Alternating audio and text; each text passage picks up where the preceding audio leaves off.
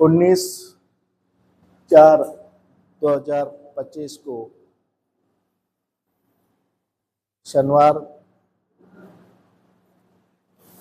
अपने धम्म वर्ग के प्रथम सत्र में धम्म प्रबोधन किया जा रहा है। गए शनिवार को जो हमने पढ़ाया था उस बारे में पहले थोड़ी चर्चा कर लेते हैं।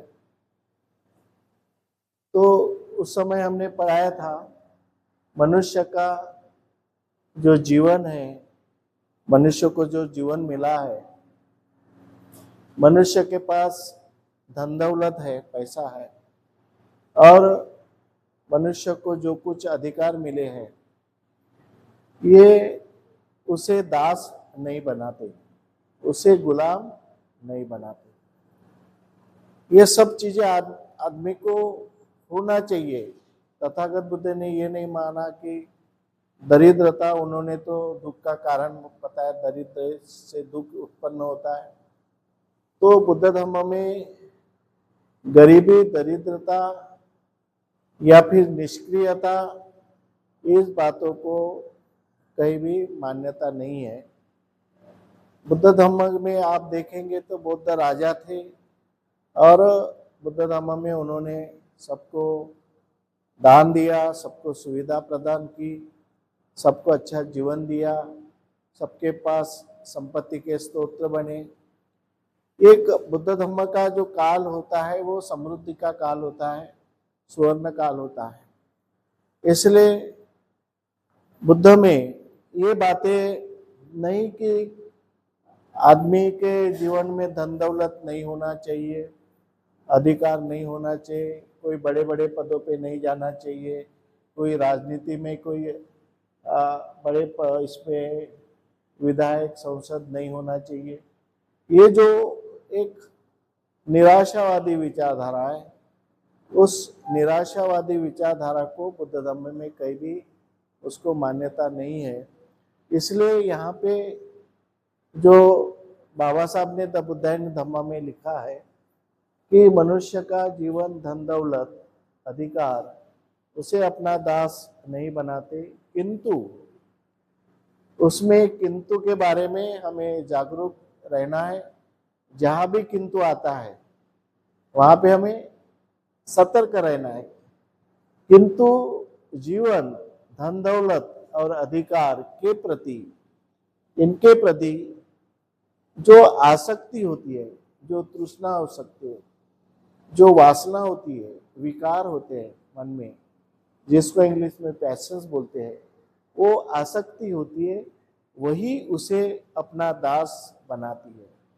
जो आसक्ति होती है वही दास बनाती है, गुलाम बनाती है। तो इसके पीछे जो बाबा साहब आम्बेडकर ने जो लिखा है, उसके पीछे ये संदर्भ देने का मतलब है कि हमारे लिए जो घातक क्या है, हमारे लिए घातक क्या है, हमारे लिए घातक क्या है, घातक इन चीज में अभी जो हमने बताए उसमें हमारे लिए घातक ये है।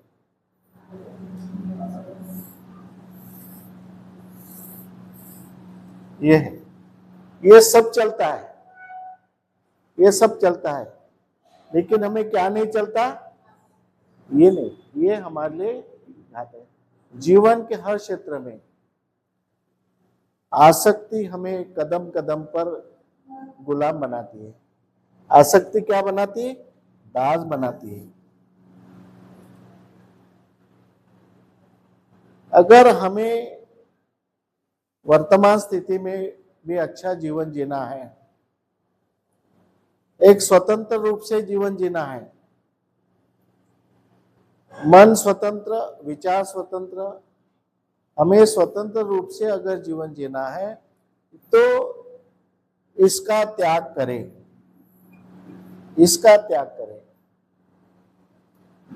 अगर एक बार आदमी ने आसक्ति, तृष्णा, वासना, ये जो मन के विकार है, उस विकार पर अगर हमने अपना नियंत्रण पा लिया control on the thoughts, control on the mind, हमने इस पे कंट्रोल किया, नियंत्रण किया, तो ये दास हम बन नहीं सकते, किसी के दास नहीं बनेंगे, अनुयायी बनेंगे, हम विचारों के अनुयायी बनेंगे। हमारे में व्यक्ति पूजा नहीं है, हम विचारों के अनुयायी बनते हैं। का मतलब है किसी के अगर विचार पसंद आते हैं तो हम उनका अनुमोदन करते हैं, उनको हम सम्मान देते हैं। तो ये जो आसक्ति, अब आसक्ति कैसी पहचानना, आसक्ति के ऊपर हम थोड़ा सा बात करेंगे। जब हम किसी चीज के नजदीक जा रहे हैं या फिर कोई चीज हमारे कांटेक्ट में आती है, नजदीक में आती है, तब हमें उस समय सोचना चाहिए कि ये चीज मुझे आसक्त तो नहीं करेंगी, ये चीज मेरे मन में आसक्ति तो निर्माण नहीं करेंगे। इतना आदमी ने सतर्क रहना चाहिए। हमारा सभी से संपर्क आता है, हम भी सभी चीजों के पास में जाती है, बहुत सी चीजें हमारे पास भी आती हैं, हमारा सबसे संपर्क रहता है। लेकिन संपर्क ऐसा होना चाहिए कि हम उस संपर्क में रहने के बाद अपने आप को देखना है, अपने आप को समझना है। First you have to accept yourself. तुम खुद को पहले स्वीकार करो, खुद को एक्सेप्ट करो कि ये चीज हो सकती है, हम करीब जा रहे हैं। तो उस समय हमें सोचने की आवश्यकता है कि ये मुझे तृष्णा तो उत्पन्न नहीं करेंगे, ये मुझे आसक्ति तो निर्माण नहीं करेंगे। खाने के वक्त भी किसी को मीठा खाना है तो थोड़ा सा खा लिए, हो गया। लेकिन अगर रोज मीठा खाएंगे तो मीठा खाने की आदत बन जाएगी, आसक्ति बनेगी, फिर आदमी को उल्टी होगी, फिर पेट दर्द होगा। ज्यादा वो क्या बोलते हैं, बूंदी खाने से बूंदी खाने से क्या होता, बूंदी की आसक्ति बढ़ जाती है, और आसक्ति बढ़ने से फिर बीमारी शुरू हो जाती है। जितना लिमिटेड है उतना आदमी ने उसको मर्यादा, एक मर्यादा की सीमा होती है, एक सीमा मर्यादा। जब भिक्षु को उपसंपदा दी जाती है या सामनेर की दीक्षा दी जाती है, जनरली उपसंपदा की जाती है, तो उसको सारे लोग, भिक्षु जो है, बड़े भिक्षु, वो सारे बैठते हैं, 5 के ऊपर करीबन 10 तो भी होना, और ये लोग इधर बैठते हैं। लेकिन चारों बाजू की सीमा बंद रहती है। एक तो चारों बाजू में पानी रहेगा, इधर इधर सब पानी रहेगा, पानी से ये सीमा बंद रहेगी। ये पानी से यहाँ पे एक टीला रहता है, वो टीले में आपको बैठना पड़ता है। तो अपनी सीमा हमें सब समझने को होना कि मेरी सीमा कहाँ तक है, मैं कहाँ तक कोई चीज को डाइजेस्ट कर सकता हूँ, कितना कहाँ तक मैं हजम कर सकता हूँ। जितना मुझे डाइजेस्ट होता है, खत्म होता है, तो उतना हम खाने का है, हमें खाने का है। कोई चीज अच्छी लगी तो फिर और खाओ और खाओ, डिसेंट्री लगती है। लालच बुरी चीज है। तो हमें इससे डरना है, इससे डरना है। आसक्ति, लालच, जिसको लोभ, इससे हमें डरना है। ये आदमी को गुलाम बनाती है। अगर हम सभी चीजों में देखना है, खाने के बारे में देखना है, संबंध किसी से बनाना है, अपना जैसे मित्रता हमारी अगर किसी से होती है तो कभी कभी गलत लोगों से भी मित्रता होती है। वो आदमी को कब लूट के चले जाता पता ही नहीं चलता, कब धोखा देता पता ही नहीं चलता। तो हम उसमें आसक्ति में आ जाते कि ये सही में मुझे मिला दोस्त, उसकी परीक्षा नहीं करते, विचिकित्सा नहीं करते। विचिकित्सा जो है ना, इसमें बताया विचिकित्सा, उसको हम चिकित्सा करके उसको स्वीकारते नहीं, हम उसके ऊपर संदेह करके उसकी तहकीकात हम नहीं करते, इसलिए जो हमारे जीवन में प्रॉब्लम आता है। सबसे ज्यादा महत्व जो है दुख मुक्ति का मार्ग जो तथागत बुद्ध ने बताया, तथागत बुद्ध ने जो दुख मुक्ति का मार्ग बताया वो है मध्यम मार्ग, उसको बोलते हैं मध्यम मार्ग।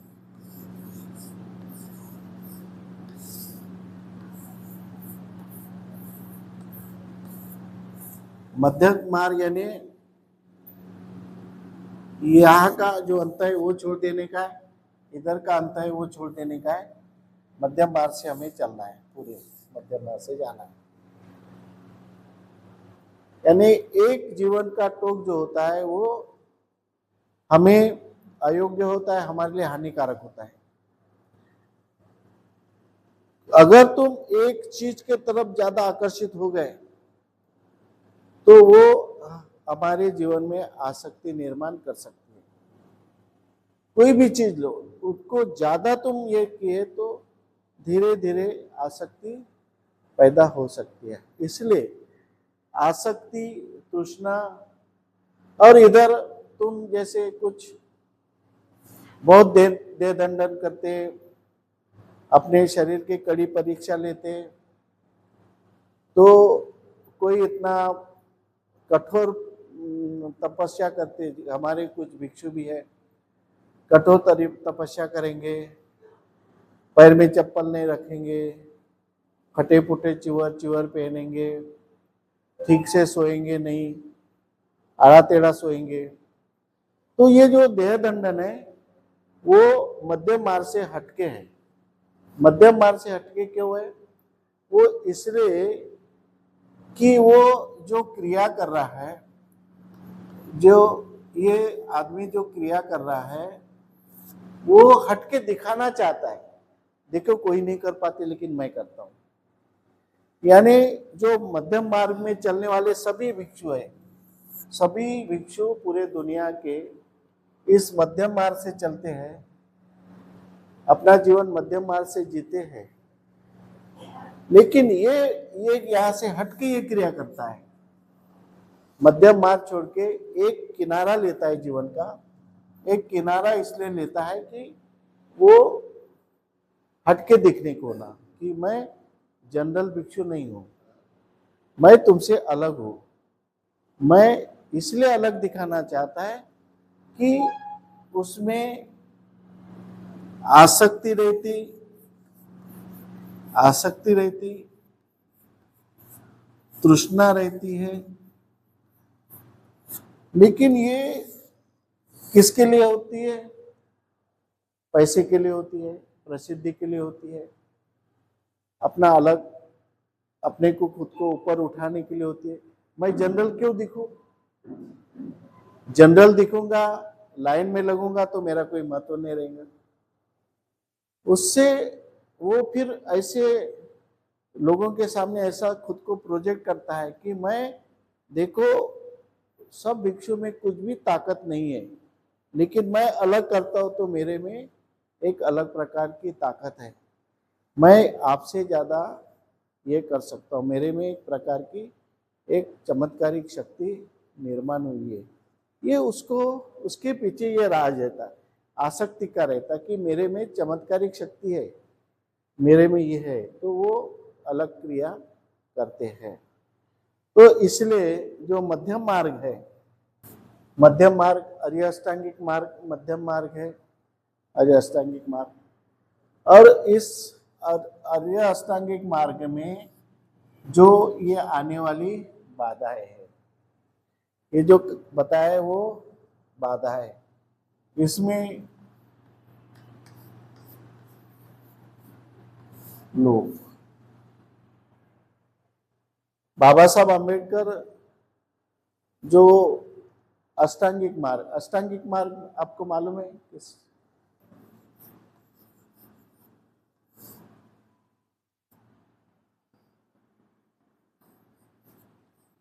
सम्यक दृष्टि,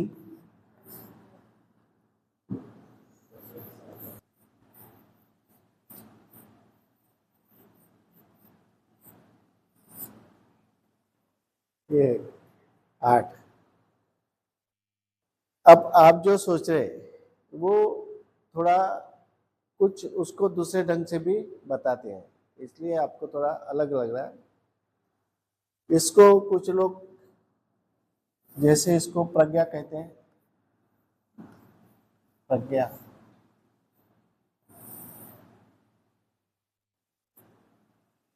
प्रज्ञा, शील और उसको 3 पार्ट किए हैं। तो कहीं कहीं क्या हुआ, ये पहले लिया है ना, कहीं पे ये पहला लिया है, उसके बाद में समाधि लिया है, उसके बाद में प्रज्ञा ली है। कहीं कहीं उसका थोड़ा सा चेंज कर दिए स्वरूप, लेकिन बाबा साहब ने जो बुद्धायन धम्मा में जो लिखा है वो इसी क्रम से लिखा है। तो जो अष्टांगिक मार्ग है ये अपने बौद्ध तत्वज्ञान में ये बहुत महत्व रखता है, बहुत महत्व रखता है कि इससे ये मूल ये सिद्धांत है कि जो इंसान को दुख मुक्त कर सकता है। जो भी इंसान अष्टांगिक मार्ग पे चलता है तो वो दुख मुक्त हो सकता है, चाहे भिक्षु हो, चाहे उपासक उपासिका हो। जो भिक्षु, इस पे जो आने वाली बाधा है, इसमें जो ये अष्टांगिक मार्ग में ये आने वाली बाधा है, इस बाधाओं को जो इस बाधाओं पे विजय प्राप्त करता है, इन सारी बाधाओं पर विजय प्राप्त कर सकता है। वो अगर बाधाएं पर विजय प्राप्त करके अष्टांगिक मार्ग के ऊपर पूरी तरह से अगर चल सकता है तो अरहत पद पे भी पहुंच सकता है। इसलिए इतना ये दोनों चीजें, ये चीजें और ये दोनों चीजें हमारे लिए बहुत महत्वपूर्ण है। इसके ऊपर हमें चलना है, लेकिन हम चलते समय अष्टांगिक मार्ग का हम धम्मानुगामी यानी जो धम्म के मार्ग पे चलने वाला, जिसको कहते हैं धम्मानुगामी। तो ये धम्मानुगामी है, अष्टांगिक मार्ग पे चलने वाले को क्या कहते हैं, धम्मानुगामी। लेकिन ये धम्मानुगामी धम्म के रास्ते पे चल रहा है तो उसके जीवन में, उसके रास्ते में ये बाधाएं आती है, अवरोध आता है, बाधाएं, और उसको अवरोध कहेंगे।